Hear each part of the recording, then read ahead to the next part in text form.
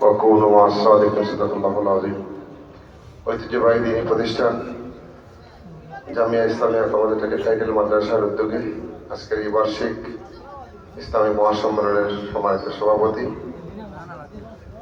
আজকের এই মাহফিলে উপস্থিত আমাদের সম্মানিত অতিথি যিনি চট্টগ্রাম থেকে আগত মৌলানা মুফতি মুজিবুর রহমান সাহেব, উপস্থিত উলামায়ে কেরাম, এখানে আমাদের আরেক প্রার্থী জিমান চৌধুরী উপস্থিত আছেন, আমাদের সম্মানিত মুহতামি প্রতিষ্ঠানের শিক্ষকবৃন্দ, আমার সামনে সম্মানিত সুধীমণ্ডলী, সবাইকে জানাচ্ছি আন্তরিক মোবারকবাদ।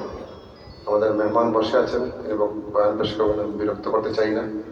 আপনাদের কাছে আমি দোয়া চাই, আপনারা আমাদের দোয়া করবেন। আপনারা আগে আমাকে দোয়া সহযোগিতা করেছেন।